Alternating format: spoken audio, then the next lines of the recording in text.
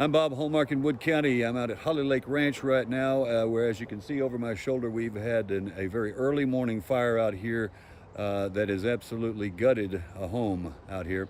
Fire units from the Holly Lake Fire Department were called out this morning to a blaze that was fully engulfed, and there was some urgency here because they wanted to try to stop this fire from actually moving to other properties, because as you can see, it is heavily wooded out here.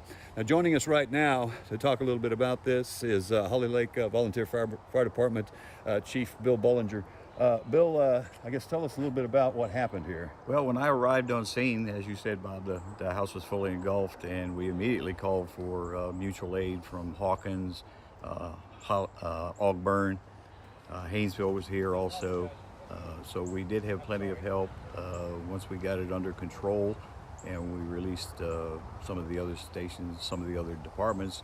We did keep people here, units on scene all night long, to ensure that it did not spread to any of the other. And that was one of your concerns as fire chief out Absolutely. here. You have a very heavily wooded area by Absolutely. design, and you had to be sure that this didn't get away from you. Absolutely, and the houses are out here, as you know, are very close together.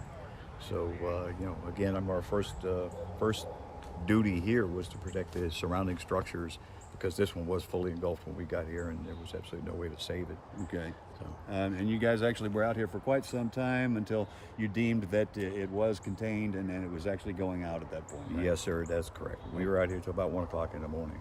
Okay. Now, one of the things that's interesting about this is that fortunately there were no casualties in this. There were That's no correct. people were hurt.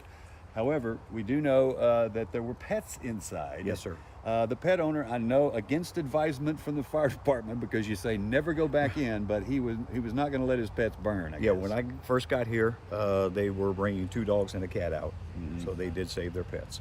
Thank goodness for that. All right. Now, I'm guessing at this point what we're looking at is we want a determination of what happened here. This looks to be an older home.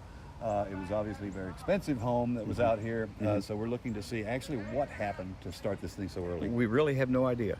The Fire Marshal, Wood County Fire Marshal, Tully Davison, will be out here in the morning to try to determine exactly what the cause was, if it's possible to determine that. Okay. And obviously your firefighters have got to be very tired right now because they were up for a very long time. They were up most of the night, and as a matter of fact, 3 of them are on their way down to College Station for training for the next 2 days. So they spent their evening out here, and now they're on the road. Okay. Just want to be specific here about the time in which this started. You said around 5:15, somewhere there? We got paged at 5:15. As far as I know, I unfortunately left here earlier in the evening than the rest of the units, but as far as I know, the rest of the units left here around 1:30, 2 o'clock in the morning. All right, so do the math. If you get the call at 5:15, now you know how long they were out on this fire. So this is one that you really had to be careful with, because anything in this area that catches fire, you have a wood line, you have very close proximity to other homes. Absolutely, and we definitely want to thank Haynesville, Hawkins, and Ogburn for coming out and assisting. All right.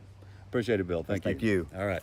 And we'll have much more on this story tonight on KLTV 7 News. For KLTV Web Extra, I'm Bob Hallmark.